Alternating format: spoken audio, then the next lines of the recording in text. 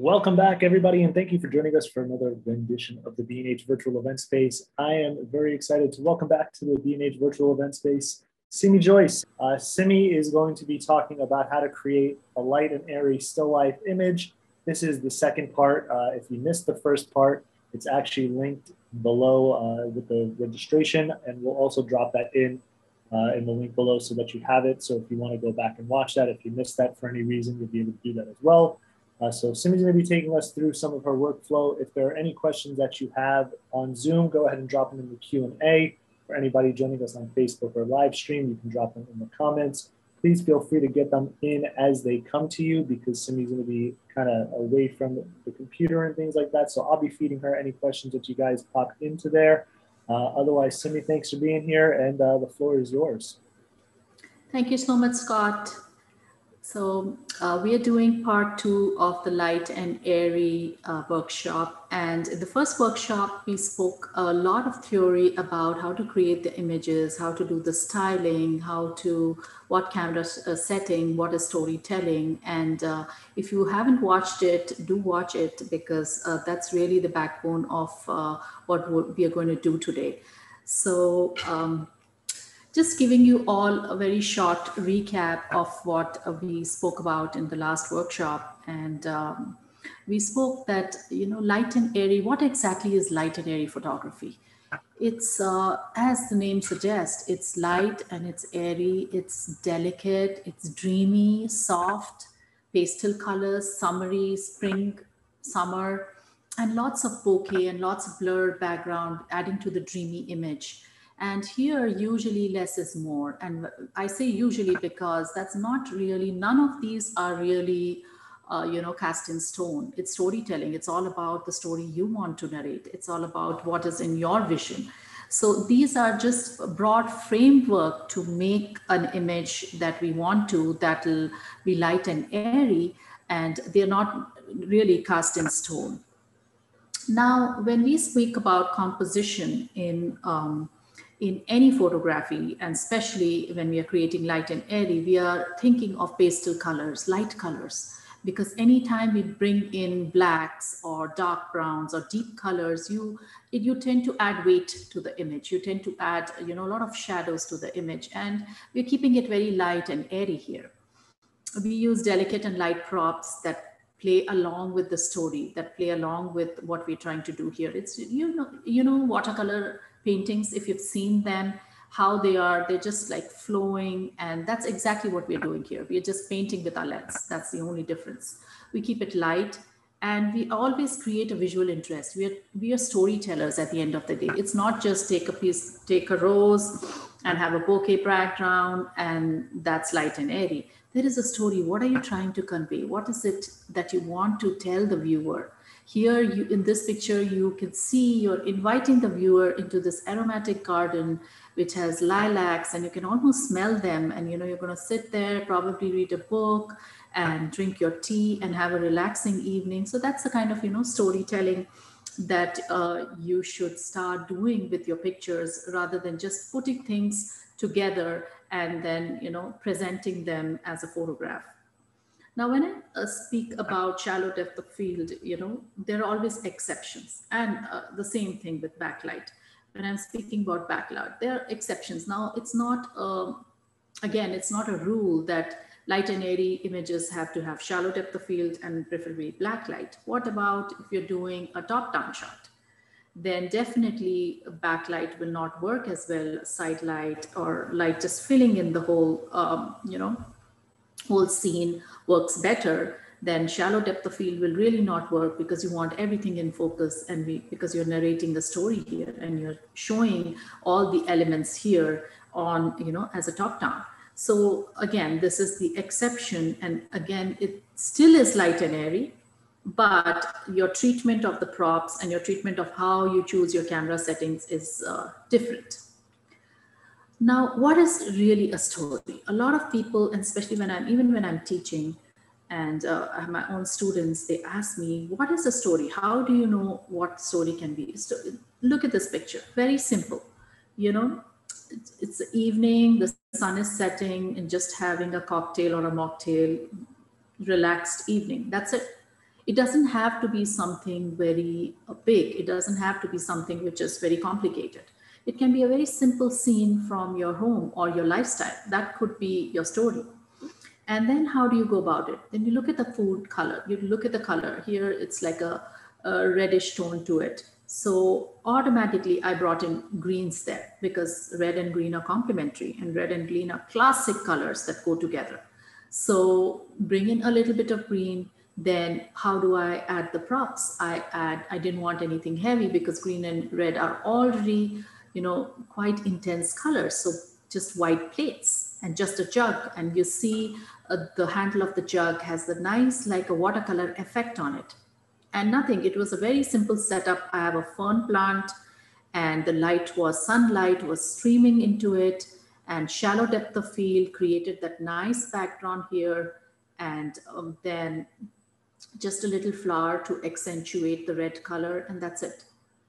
And that's how we layer our pictures. That's how we we layer them, and we with making choices of props, of light, of camera setting. And of course, and after all that, we have post-processing, where we post-process our image to to go back and to strengthen our story of what really we want to convey. So on the set today, we will be looking at a drink, and this is just a berry drink. And I've shot it from 2 different lenses so that, we get an idea of how the look will be different when we make lens choices, and why do we make lens choices, and how do we do that. And I'm really not going to be tethering today. And the reason is because, all the foods on the set are delicate, and I don't want to spend the whole hour setting it up. Rather than, I want to show you as many setups as I can, so that you get the hang of how to photograph these kind of images.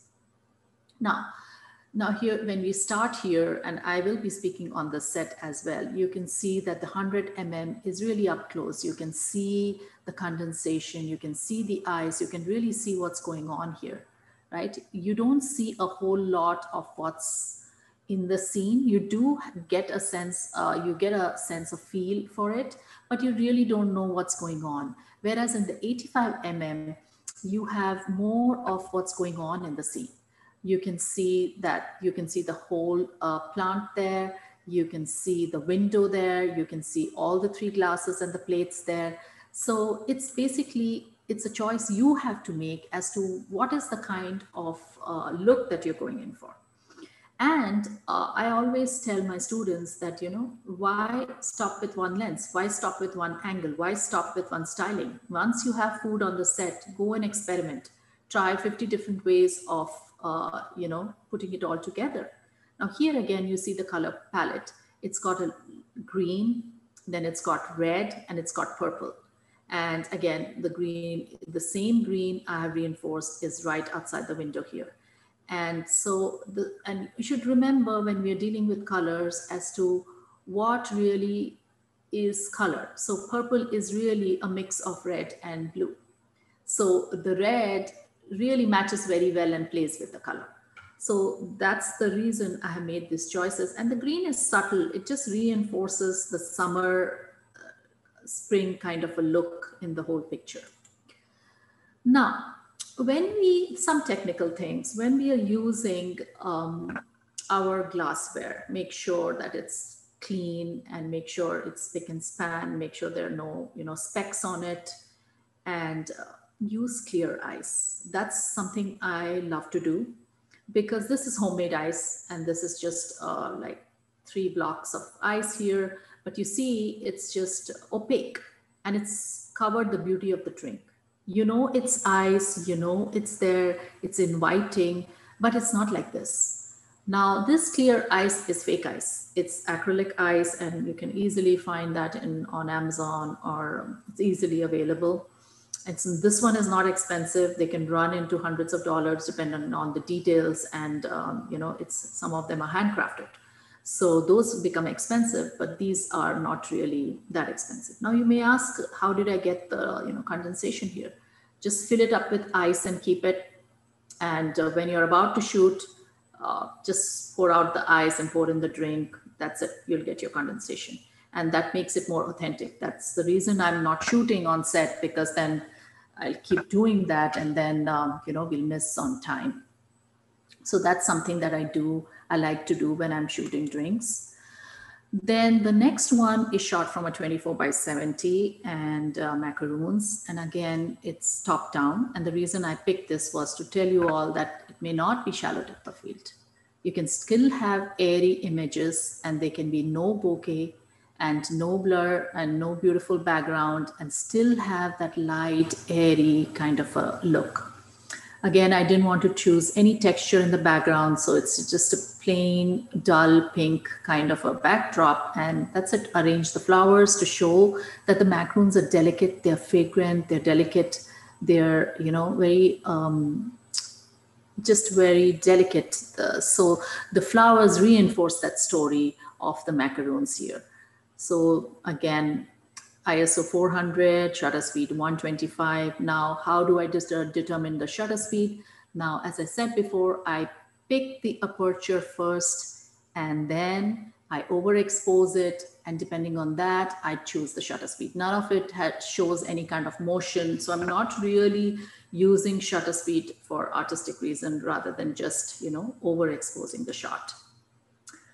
Now here I have, again, a tart cake, and I've shot it with a 100 mm and a 50 mm to show you that, the difference between the images and how storytelling completely becomes different with the choice of lens. Now here you have it up close, and you can go even closer. You can go even closer and, just have the cake and not show any of the background, but I wanted to show a little bit. So you still have the roses, you still have the cherries here, but it's not as detailed as here. Here you have more of a detail of what's going on. So again, what is the kind of story you want to narrate?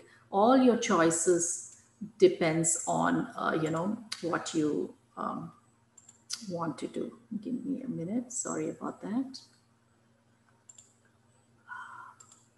Okay. So we can move to the set now, and I can show you around. So give me a minute. I'll get back on my phone and mute myself here. So here is the first set. As you see here, the glass, it has acrylic ice on it, and there's no condensation because it's been sitting here for an hour now. So, those are the little things that make an image, that details that make an image more authentic and more, what can I say, more appealing to the viewer, rather than just, putting things together. Now, and when you see color, you see the color of the drink. It's literally matching the color here. So I'm trying to go with that look there, where, that harmonious look. And then with the purple, I pull in the red. And I want to make the hero stand out. So very simple backdrop. It's like hand painted. It's a simple backdrop, a green plate right here. I have some berries, some flowers in there, and some mint leaf. Then again, the same things go in the drink here. And then the syrup goes as a separate drink. There's a bottle behind, and then there's a whole, there's a nice green grass outside, and this is makeshift blinds, makeshift drapes.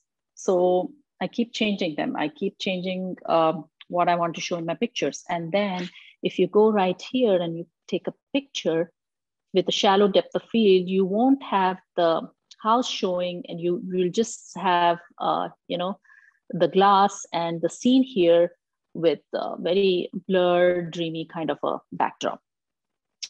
Now, when we go to the second scene here, okay, it's kind of, this is the second scene here. And, the food is literally like dead on the set. And this is the reason why I didn't want to do it tethered.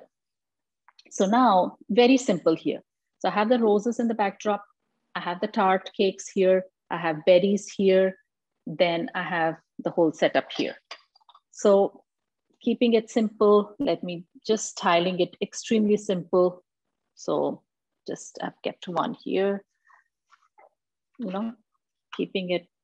Now make sure, now when I'm looking at this, now all of this is something that, I'm not happy about. So I'm going to turn the best side in the front. So we have the perfect side in the front. And then I put some whipped cream on top. And, at this time, I make sure that my camera is ready on a tripod. As soon as I put the whipped cream on top and I put the cherry there, I'm ready to shoot. That looks so good. That's it. A little bit of cherry here. Maybe another one here. Oh, it's right there. So another one here. That's it. Now, you could remove this. You could do it with 100 mm. You could do it with a 50 mm. You can really go up close. Then I have,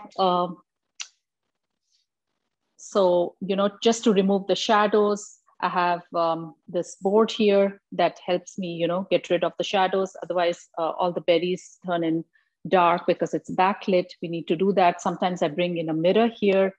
And, the mirror really helps me light up the subject. And give me a minute. I'll just get in a mirror to show you all how to do it. Give me 1 minute. I'll grab a mirror. And that's, okay, I can't find my mirror. So basically what I do is, if you have a mirror, you put in the mirror just to add more light here. It's a very simple setup. But remember always what the story is. We have a desert here. So we want to make sure we, highlight it. We make it look like it's something, something the viewer, they want to eat it. They want to, taste it. So that's the main story. Everything we do here is to highlight the hero, is to highlight this. Now the colors here, the choice is turquoise. So I'm reinforcing the color. I have turquoise here on this box. I have turquoise here. I have turquoise here. I have turquoise there. Then I have a little bit of pink that, again, pink is a very feminine color. It's a very delicate color. So it tells us the story. It's a very delicate desert. So you have the pink and then you have the red. So keep the palette very simple. Keep it, don't complicate it. At the same time, I'm creating layers. So you have, this is the first layer, and then you have the box, because you're elevating your hero. You're making the hero look larger than life to make it look, like it's a gourmet pastry or something like that. So here is your hero on a stand, and then you have height here. So you're leading the eye down, and then you're creating balance here. So a lot of times I use my props. Whatever is the ingredient, it also becomes a prop. So then it reinforces it that there is cherry in this recipe. And then I bring in the colors as well. Pink is a mix of red and white. So I start bringing in the colors in, the whole of the set. So there is a storytelling and everything is linked together. It's almost like a chain, and then you have layering. So think of it as layering. This is one layer. This is another layer, this is another layer, this is another layer. Then we go by a height, and then we go down here. So your eye is going in a circle. It's not just, you could have just taken this picture and that's it. And that doesn't do much. So that's what I mean by, storytelling. Now, the third one that I have here is a top down. And I'm glad that my flowers didn't die on the set. So this is also extremely simple. This is also extremely simple. If you see here, it's a top down, and just plate, just arrange the macaroons. And I had a damaged piece here, make sure I hid it well. And I wanted to have the pinks as the main color, bring in the greens to pop the pink, and bring in the creams there. So I chose just 3 colors. I didn't want it to make it very colorful. I wanted to make it more pastel. Now let's try and see what's going on here.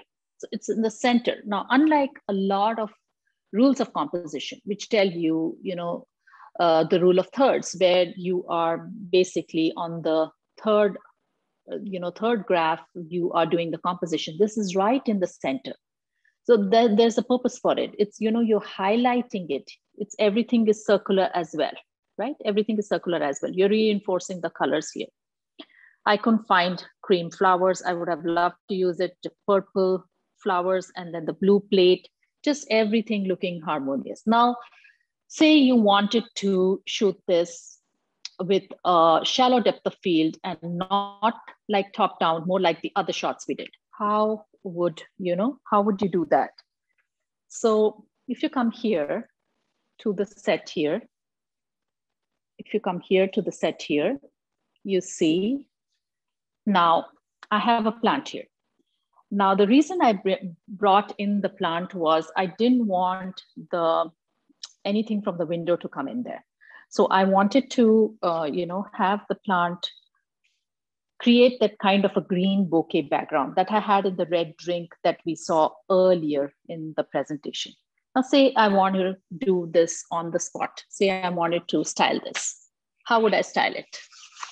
Say so. So I have a cup here, and let me get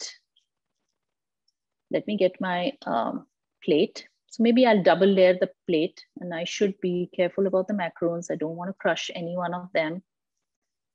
So I always keep, a microfiber cloth on set so that instant clean and you're not wasting time. So here we go. So you've layered it, plate. Now I see instantly that this has to be lifted up. You see that? How it has a tendency to go down, especially when you take a picture. So say I pick a coin, and here's my coin. And that's the way, even to deal with all kinds of tilts that we have, even when there's a bottle or a drink, and usually, it has a tendency, just take a few coins, put it under. That's it.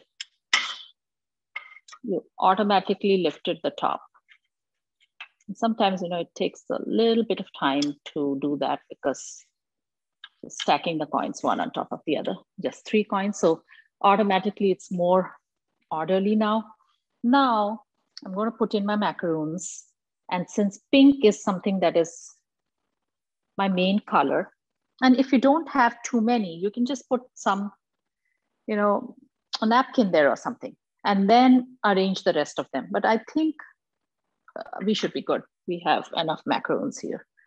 So here, so we want to show that beautiful texture there that's going on.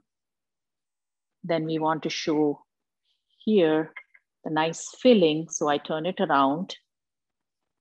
Then I have one more pink probably here. I'm going to move it a little behind because I want to create kind of a story here. So here's your macaroon. I keep one here. I add more. So I'm going to put that pink one behind in the front, since I'm really going for that pink look. So probably fill this up with other colors and then put the pink on the top. So just playing with it. And, I often tell people who want to learn that, if you notice children playing with Lego blocks, that's what food photography is a lot like, just playing with it like Lego. Now I did this. Now I'm happy with it, but I want to add something more. So if I'm going to shoot like this from this angle so that it doesn't look like there's a chair there, and you'll have the nice leaves coming in. And so if I want to add more to it, if I want to add more delicate look to it, just fill in the gaps. You see those gaps, those little gaps here, they don't look like anything right now. but they gape as big holes when you take pictures.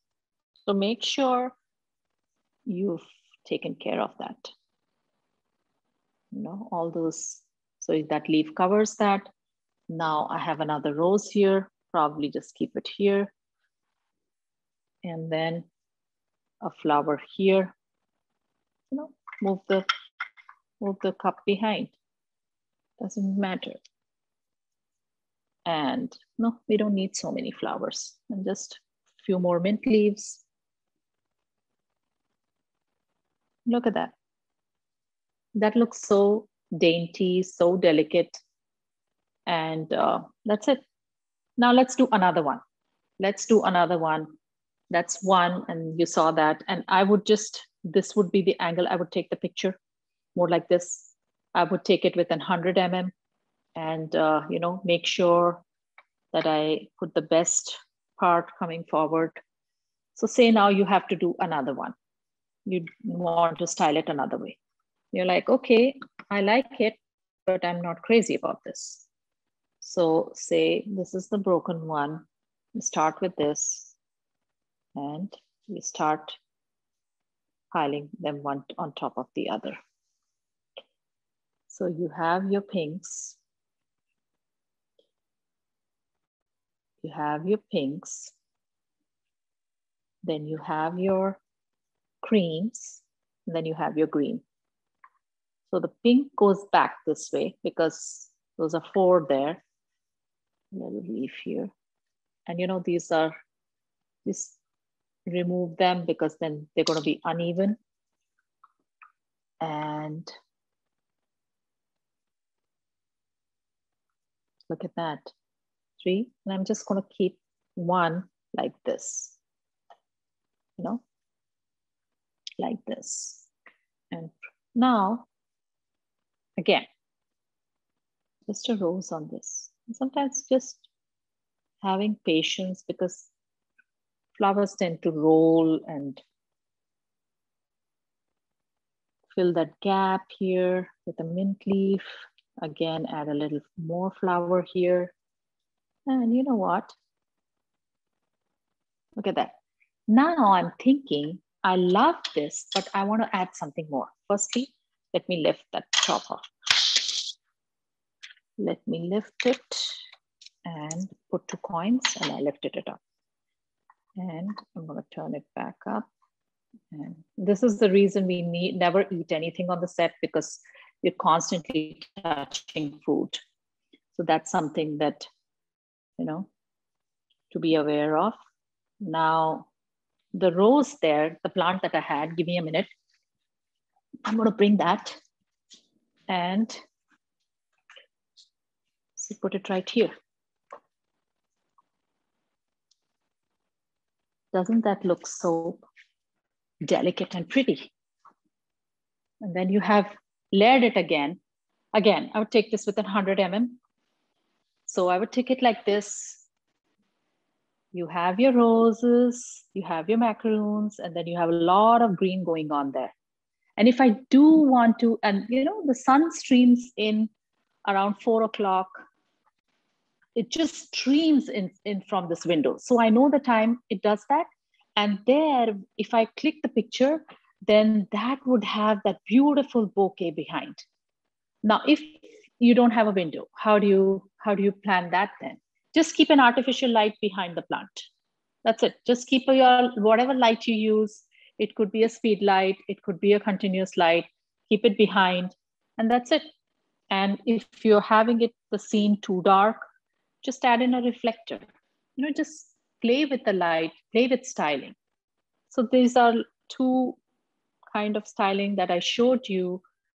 And let's see if there are any questions. Otherwise, we can go back to the drinks and try to see what we can do there. You know, try to see what else we can do with that. Something we already. So before we go back to the drinks, a quick question that I think maybe people wondering, when you're, you know, you have this beautiful kind of table chair kind of combo going on, when you're you know, getting things for around the house, do you ever keep in mind how it can be applicable towards your shoots that you're using? Do you kind of use it as sort of like dual purpose, like, okay, yes, this could be a great chair, but it could also be a great background for, some of the stuff that I'm planning to photograph. Oh, absolutely. All the time, just using the same things for multiple purposes. I've used this chairs multiple times as a table, and in a photograph, it'll look like a table because it's circular and it's got, you won't even know it's a table. So keeping that in mind, and just, you can't collect there's no end to collecting props. But at the end of the day, for me, what excites me is using it differently each time, using the light differently in my home at each time, in my studio at each time. And, it's just, I call myself a light chaser because if you keep doing the same things again and again, the same props again and again, it kind of gets boring, for the viewer, for yourself, once you've done it. So long answer to a short question. So I hope that helps. Yeah, definitely. And so I think this is a question that comes up all the time, when we're talking about, props and things like that.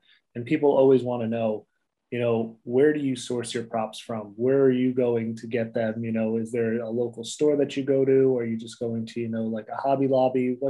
What's your source for that? Sure. Hobby Lobby is a great source. I love Hobby Lobby for their props. They have some unique pieces. And the good thing about them is this chair is from there, by the way. And the unique thing about it is it doesn't come back every season. They have different stuff every season. That's one thing. Then I go to a lot of flea markets and hunting for props. Anywhere, basically, I go. In fact, even when I'm going on shoots, I'm shooting with chefs and they have old baking trays that have so much grime on them. I literally beg them and I'm like, can I have it? And most people find it extremely amusing and they oblige me and they're like, oh, sure, you know what? I was anyway going to discard this. Neighbors, friends, and flea markets, antique markets, Hobby Lobby, Michael's not so much, but Home Goods. Home Goods is a great source, especially, if you're looking for different kind of plates and different kind of tableware. And yeah, those are basically the sources that I have been using over the years for my props. Awesome. Thank you. Thank you so much, Simi. Okay, so we can head towards the drink section.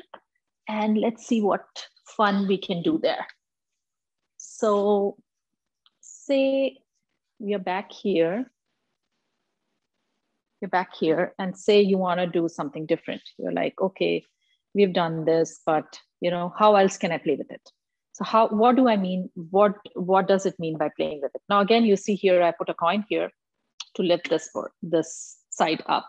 Now, when you're shooting, especially when you want to keep things straight, the camera always has a tendency to tilt. So use coins, place them, and that's it. You don't have to do that in Photoshop. You don't have to crop and straighten and do any of that. So say this is the set, and I say, okay, I want to have something different. So let me get some different props from the other side. And let me try and use that. So I bring back my books. And I'm just introducing another color, just seeing how it goes. I'm playing with it just like I would if I were not on, doing this workshop. So yeah, just bringing the balance. Now I see here, there's little balance here, but I feel there is something missing, So I take this out and see, what do I do now? How about I keep it like this? Much better. I like this triangular more here.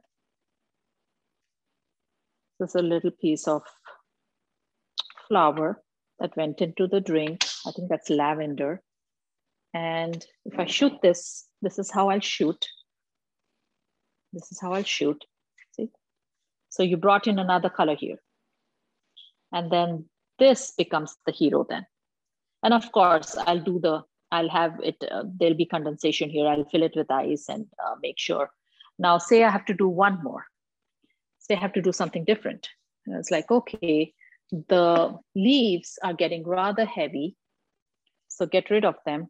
Probably have one of them, you know, just like that. I'm going to keep it on the floor, make sure I don't trip on it. And here, that's it. That's another scene. Now, maybe I want to do something like someone's reading a book and having a drink, and say it's a top down. So maybe I get a book, and I have a couple of books that are old. It's from my dad's collection. So, but you do get old books in I think antique markets. So say you're doing, you're reading, and that's what you want to do. So these are not books, these are literally boxes. So, but they look like books. So say you have a book here, and you put your drink right here in that little triangle there. Put this right here. Maybe just a flower here. And another drink. Actually, I don't want to put another drink because that's it. Maybe like a leaf from here, a nice pretty one. It has little purple. Put it here in the book. It's like a bookmark for fun. Keep the rest here. And a top down. And here I'll make sure that part is not visible, and I'll probably do it like this. And if I want to add some more details, I can see now here, a little more details here, something like this. Frame it like this. Lift it up a little bit, because you see that tilting. So, you know, you can literally play so much with food. You can literally do so much. How about we combine all three and try to make something there? So let me try that. So I bring in the flowers back, and I'm going to combine the drinks, the macaroons, and the cakes. And even though the cake is lost all the whipped cream, we're just going to pretend it didn't. So say you have your flowers here, and I'm going to get rid of this book. We don't need it. And I'm going to do, say your drink is here, something different.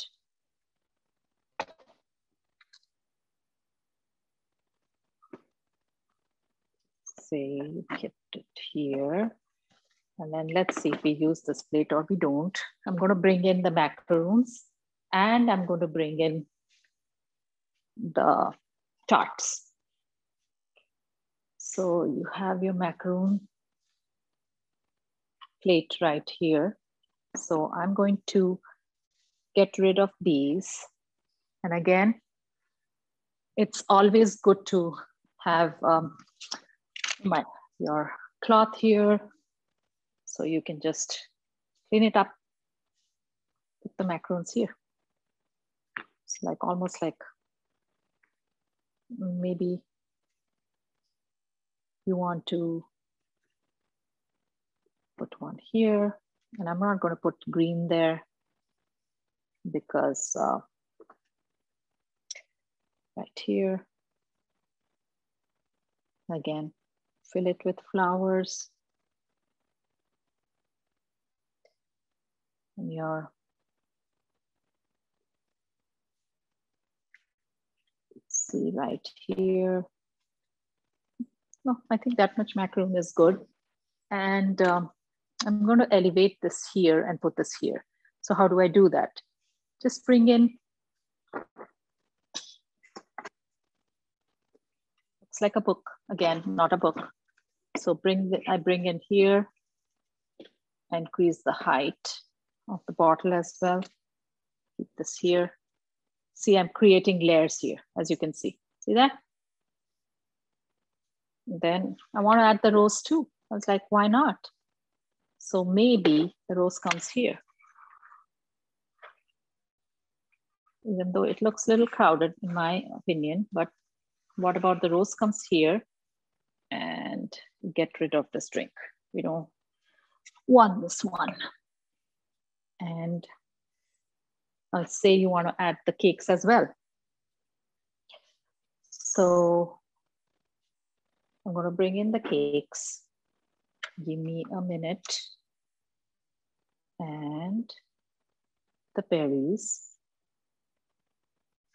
Cherries, not berries.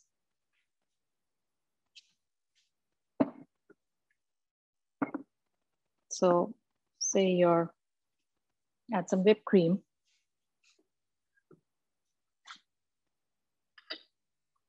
But this time I would like to put a spoon here.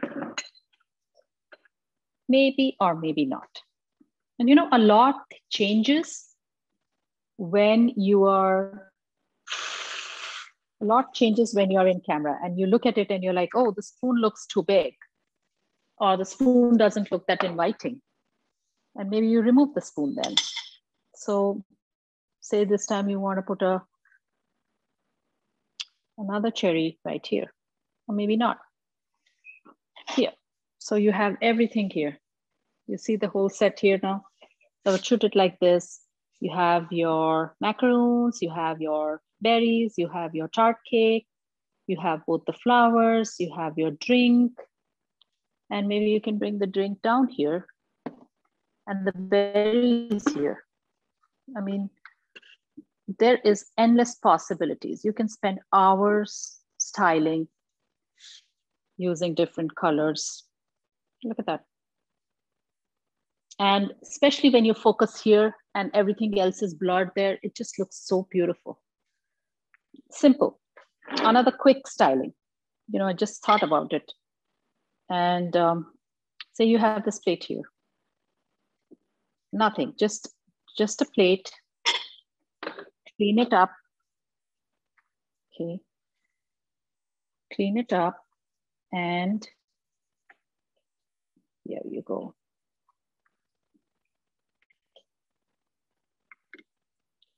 Look at that. Nothing else, just like 3 and probably berries and flowers.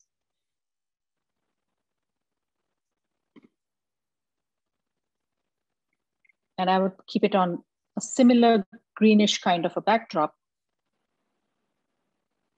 That's it.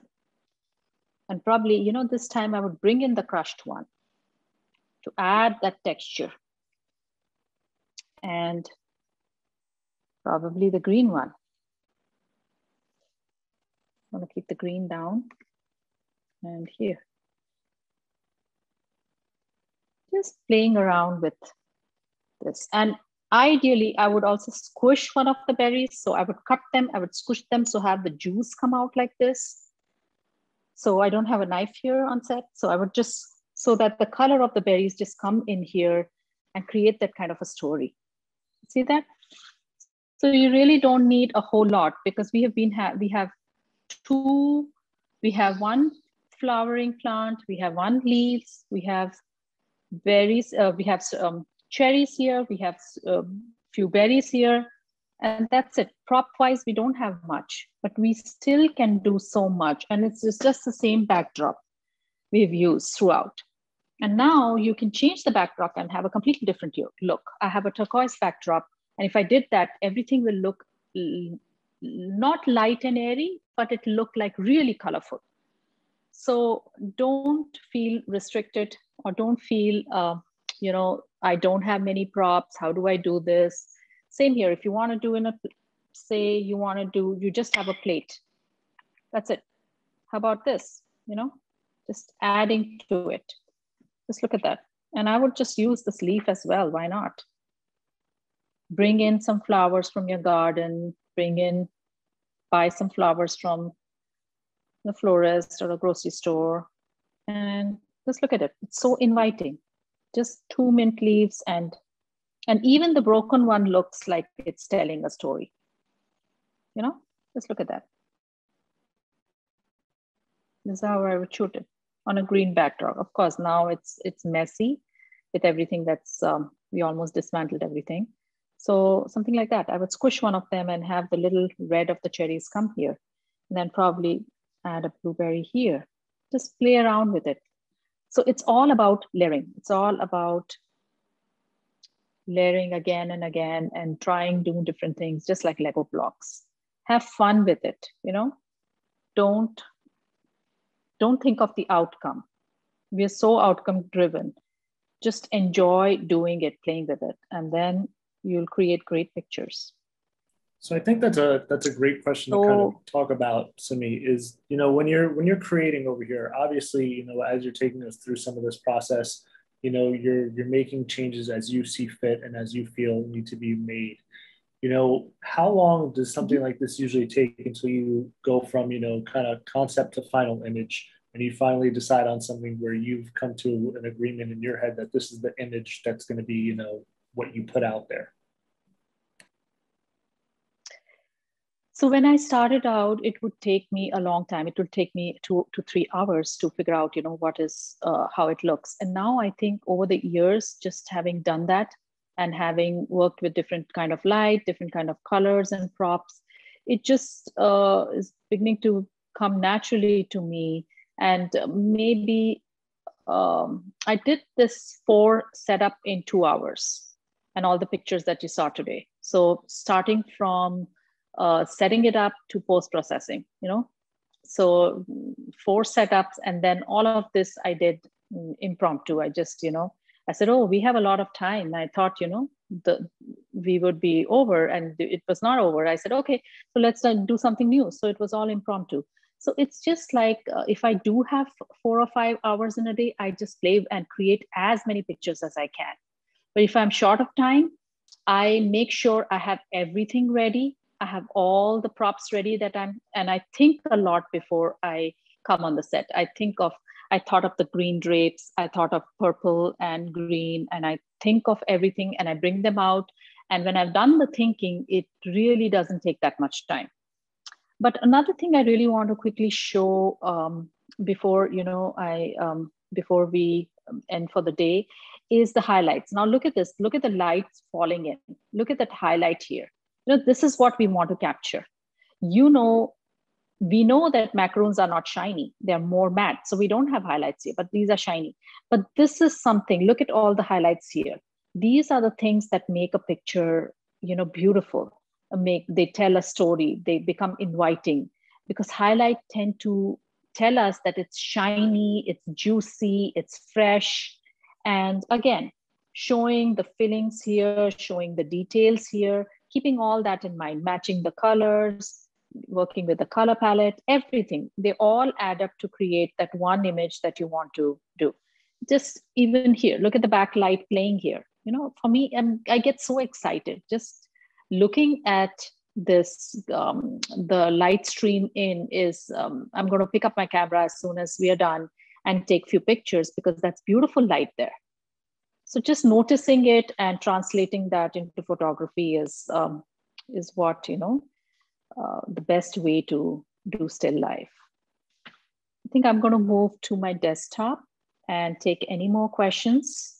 So, you know, talking about light a little bit, you know, do you tend to typically stick to just natural light, or do you use, you know, strobes, continuous light, modifiers, things of that sort? So I started off with natural light, and I use strobes, I use continuous lights, modifiers, all kinds of light, you know, and light is light.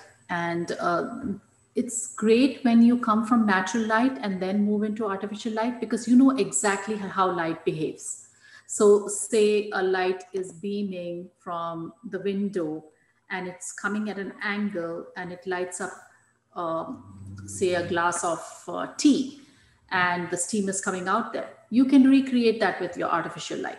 So just studying natural light and doing that for so many years helped me so much. And it was just a natural transition after that to move into artificial light, because, you know, I know how the light will behave, how it will look, because in food photography, you want to make it look like it's natural light. You don't want to make it look like, you know, it's strobes or, you know, harsh light hitting the food.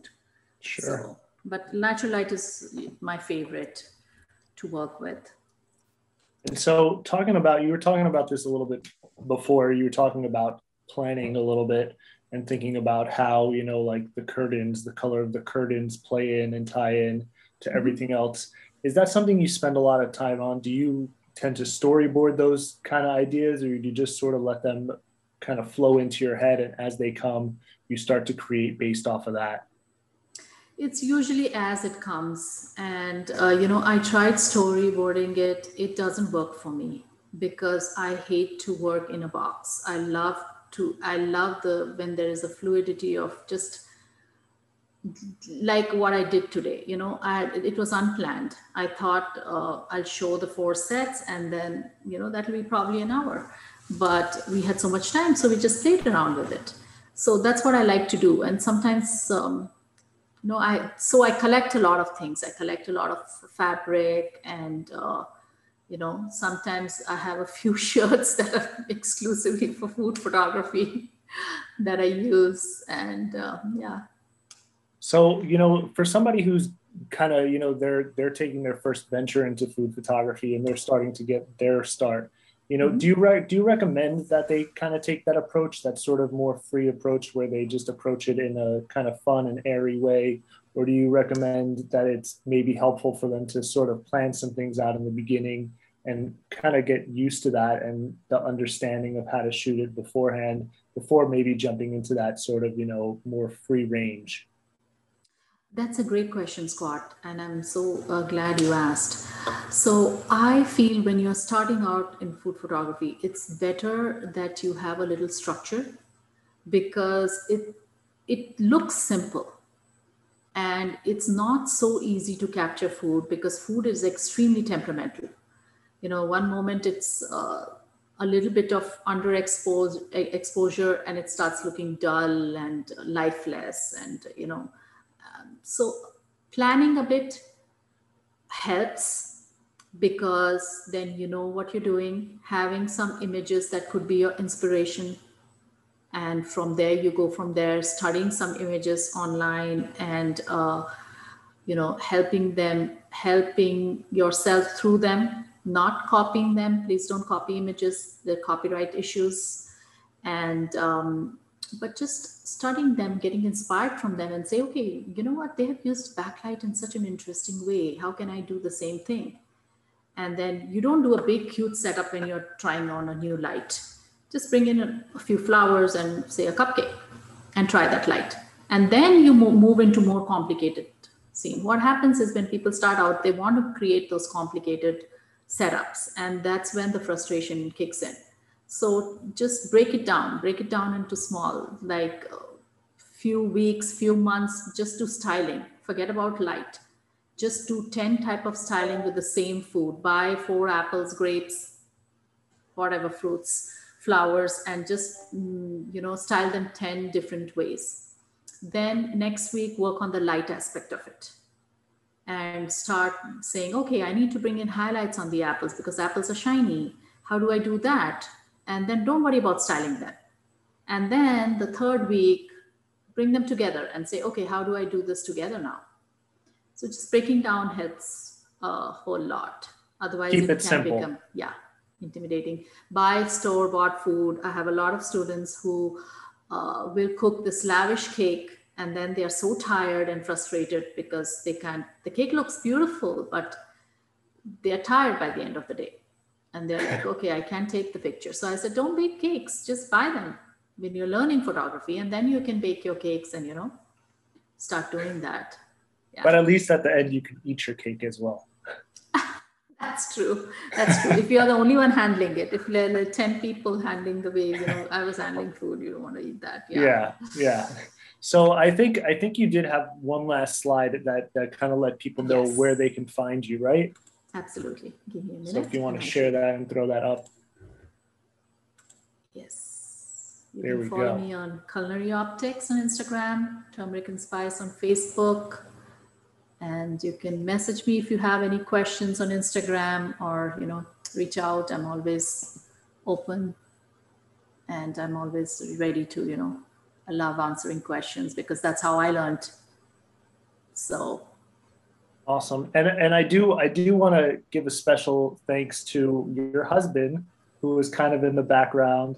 And I hope he doesn't get mad at me and kill me for this, but he was your assistant today, because I remember in the beginning you said that your assistant wasn't available today. So, big round of applause to your husband for helping out. He did a great job. So, cheers to him as well. Oh, thank you so much. And he's always very patient with, he's been my hand models for many.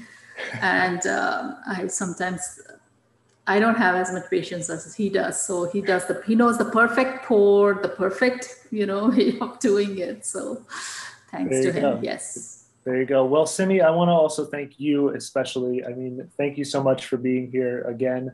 For those of you who maybe joined us late and missed out on it, we did mention in the beginning of this was part 2 of a 2-part series. So the first part was linked below. You can find that. You can also go to the live stream page, livestream.com/BH Event Space, and you can find the part 1 to this. And as well, you can find part 2. That'll be up there as well.